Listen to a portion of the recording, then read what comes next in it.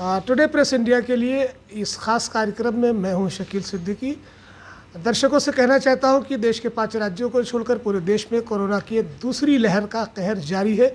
इस वक्त मैं मौजूद हूं राजधानी लखनऊ के बलरामपुर चिकित्सालय में और हमारे साथ हैं बलरामपुर चिकित्सालय के निदेशक डॉक्टर राजीव लोचन साहब। हम उनसे जानने की कोशिश करेंगे क्या कुछ स्थिति है कोरोना की। डॉक्टर साहब, बहुत बहुत स्वागत है आपका। जिस तरह से कोरोना की दूसरी लहर शुरू हुई है और लखनऊ में भी इसके केसेस तमाम बढ़ रहे हैं, क्या कुछ खास इंतजाम किए गए हैं यहाँ पर लोगों के लिए? देखिए, कोरोना की लहर बहुत भयंकर है इस समय, और क्योंकि पिछली बार तो लॉकडाउन था, इस बार लॉकडाउन है नहीं, तो समस्या बढ़ी हुई है। और हमारे यहाँ RT-PCR लैब लगी हुई है जिसमें हम 1000 से 2000 तक जांच रोज़ कर रहे हैं। पहले अभी अगर 15 दिन पहले की बात करें तो 1-2 पॉजिटिव आते थे। पिछले 10 दिन से रोज़ 30, 40, 50 पॉजिटिव आ रहे हैं। और हमारे चिकित्सालय में इस समय 6-7 लोग लेटे हुए हैं जो कोरोना पॉजिटिव हैं। उनका हम ट्रांसफ़र का इंतज़ार कर रहे हैं, जो कि पहले 7-8-10 दिन में एक कोई मरीज़ आता था। तो इससे साफ द्योतक है कि मरीज़ की संख्या बहुत बड़ी है। शायद लोगों ने ध्यान नहीं दिया, डिस्टेंस का ध्यान नहीं दिया, मास्क का ध्यान नहीं दिया, सैनिटाइज़र नहीं यूज़ किया। मगर एक बात मैं कहूँगा कि जिन लोगों ने वैक्सीन लगाई हुई है वो पॉजिटिव तो ज़रूर आ रहे हैं, क्योंकि वायरस घुसेगा तो पॉजिटिव तो आएंगे, मगर उनकी बॉडी में इतनी इम्यूनिटी है कि वो उस बीमारी को आगे बढ़ने नहीं देगा। हमारे चिकित्सालय में जितने भी लोग पॉजिटिव आए हैं इस समय, हमारे CMS पॉजिटिव हैं, हमारे MS पॉजिटिव हैं, हमारे पैथोलॉजिस्ट पॉजिटिव हैं, हमारे लैब टेक्नीशियन पॉजिटिव हैं, हमारी मेट्रन पॉजिटिव हैं, तमाम नर्सें पॉजिटिव हैं।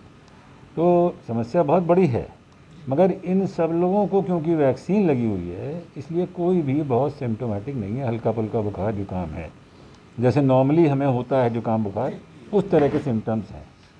एक सवाल यहाँ पर और भी आता है कि कोरोना की दूसरी लहर तो है और देश भर में है, लेकिन एक सवाल ये है कि जिस तरह से आंकड़े आ रहे हैं स्वास्थ्य मंत्रालय से या अलग अलग चिकित्सालयों से जो रिपोर्ट भेजी जाती है कि आज इतने संक्रमित हुए और आज इतने संक्रमित हुए, आम तौर पर जो सामान्य बीमारियां हैं जिसमें हम न्यूरो से रिलेटेड बात कर लें, या फिर अस्थमा है, तपेदिक है, या फिर TB के मरीज़ हैं, या फिर हार्ट पेशेंट है, वो सामान्य भी मरीज़ यहाँ पर आ रहे हैं। तो वो आंकड़े कैसे निकलते हैं कि ये कोरोना में ये है और ये सामान्य रोगों में?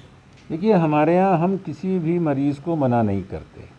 जो भी आता है, अगर वो कोरोना पॉजिटिव पहले से रिपोर्ट नहीं है उसकी, तो हम उसे भर्ती कर लेते हैं और फिर उसकी कोरोना जांच कराते हैं और उसका पूरा इलाज करते हैं।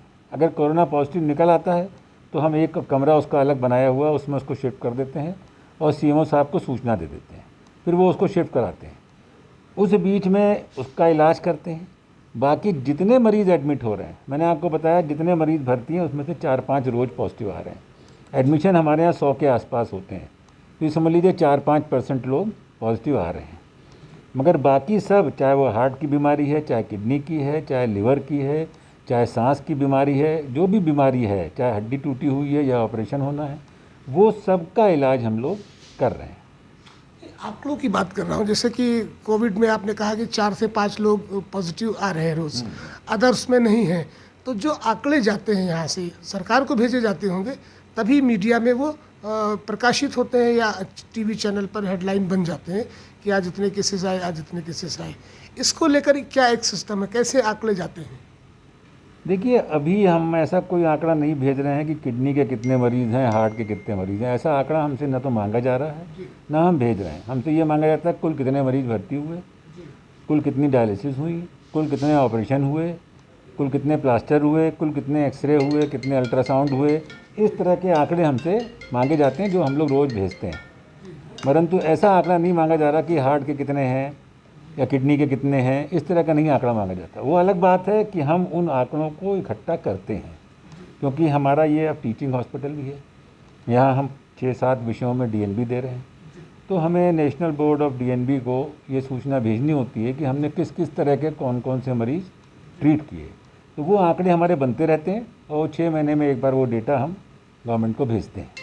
इधर एक सवाल काफ़ी दिनों से उठ रहा है, आपने शायद सुना भी होगा, माइक्रोबायोलॉजिकल जो टेस्ट हो रहे हैं उसमें कई बार ऐसा होता है कि एक बार तो पॉजिटिव आ जाता है, दोबारा फिर उसको होता है तो फिर नेगेटिव आ जाता है।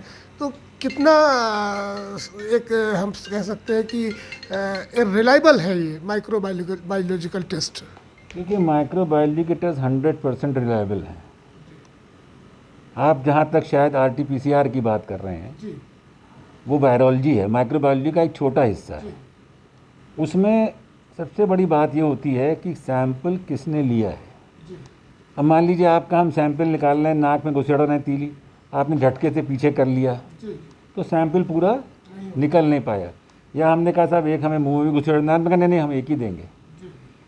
या जो लेने वाला है वो डर गया आपको देख करके और उसने बाहर से यूँ धीमे से छू के निकाल लिया, तो प्रॉपर सैंपल मिला ही नहीं, तो उसकी जांच कभी कभी नेगेटिव आ जाती है। मगर जिसकी जांच पॉजिटिव आ रही है किसी भी वजह से, वो 100% पॉजिटिव है। और अगर आपने प्रॉपर सैंपल दिया है तो जांच में कोई कन्फ्यूज़न नहीं है। जांच तो यहाँ तक है कि उसकी CT वैल्यू हम बताते हैं कि कितना चक्कर घुमाने पे हमें पॉजिटिव मिला। मैक्सिमम लिमिट है 35। अगर 35 तक चक्कर घुमाने में हमें पॉजिटिव मिलता है तो हम उसे पॉजिटिव कह देते हैं। उससे ऊपर अगर जाता है तो उसको हम पॉजिटिव नहीं मानते और उसकी इन्फेक्टिविटी कम होती है। अगर 25 के नीचे चक्कर काटने पे उसका, जिसे CT वैल्यू कहते हैं हम, अगर 25 से नीचे CT वैल्यू है तो वो बहुत इन्फेक्टिव माना जाता है। जैसे हमारी एक मेट्रन अभी निकली, उनकी CT वैल्यू 21, वो अभी घूम रही थी 3 दिन पहले तक यहाँ। तो ये सब समस्याएं हैं।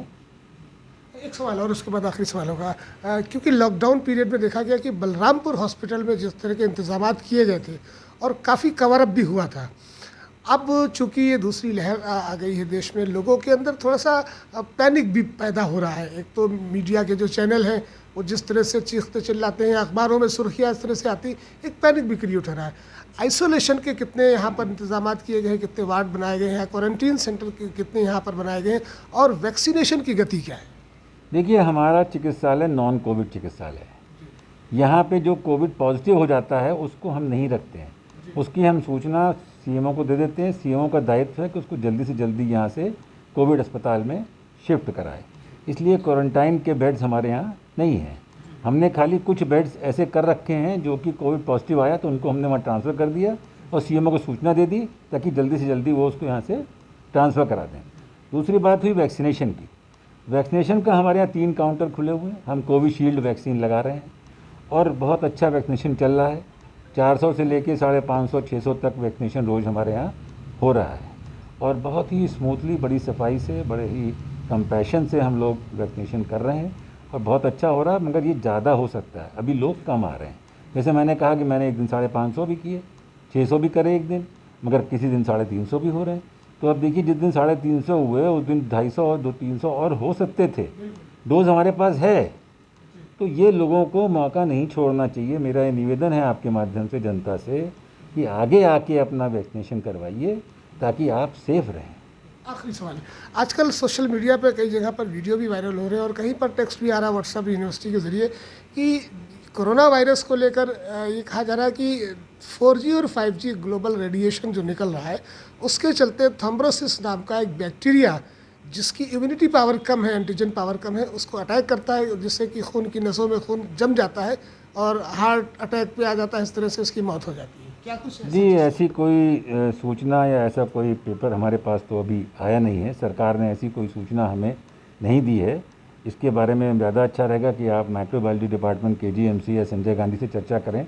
अगर वो कोई ऐसी गाइडलाइन देते हैं तो हम लोग उस पर विचार करेंगे, मगर मुझे नहीं लगता कि 3G 4G 5G का कोई रोल इसमें है।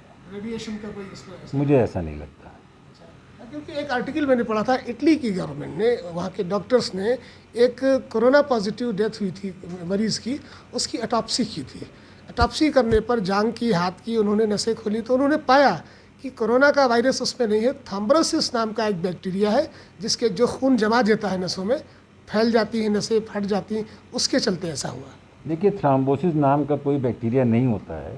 थ्रोम्बोसिस एक बीमारी है। जैसे किसी को हार्ट में छेद है या किसी के वेरिकोज वेंस हैं या कोई ज़्यादा चलता नहीं, लेटा रहता है, तो उसकी नसों में खून जम जाता है। तो जमा हुआ खून, क्योंकि खून तो सर्कुलेट करता है, पैर से हार्ट में जाता है, हार्ट से फिर पैर में जाता है। तो अगर कहीं जमा हुआ खून है, वो जब हार्ट में पहुंचता है वहाँ से हार्ट उसको दूसरे अंग में भेज देता है और वो जमा हुआ खून जा करके दूसरे अंग में जम जाता है, तो उसको हम थ्रोम्बोसिस कहते हैं। ये वैसे नॉर्मली रोज़ हमारे पास केस आते हैं, ज़्यादातर हम लोग इसको सेरेब्रल स्ट्रोक कहते हैं, तो उसकी काफ मसल्स में थ्रोम्बोसिस हो जाती है, जिसे हम लोग डीप वेन थ्रोम्बोसिस कहते हैं, और वो बढ़ती भी चली जाती है। तो ये कोई बैक्टीरिया नहीं है, बहुत सारे रीजंस हैं जिसके कारण थ्रोम्बोसिस होती है। कई महिलाओं में इसकी पॉसिबिलिटी ज़्यादा होती है, और इसीलिए जो लोग एस्पिरिन खाते हैं उनमें ये नहीं होता है, क्योंकि एस्पिरिन जो है थ्रोम्बस बनने से प्रिवेंट करती है। ये कोई बैक्टीरिया का रोल नहीं है, ये एक नॉर्मल बीमारी है जो किन्हीं किन्हीं कारणों से होती है, उसका लोगों को संज्ञान होना चाहिए। अंत में टुडे प्रेस इंडिया से के ज़रिए हमारे दर्शकों को क्या प्रिकॉशंस को घर में रखें और उनको जागरूक करने के लिए 2 शब्द। बहुत बहुत धन्यवाद मैं टुडे प्रेस इंडिया को दूंगा कि आपने मेरी बातों को लोगों तक पहुंचाया। मेरा कहना यही है कि इसमें बचाव सबसे बड़ा है। बचाव में सबसे पहले है मास्क, डिस्टेंसिंग, सैनिटाइजेशन, और जब आवश्यक हो तभी निकलें, वरना घर से ना निकलें।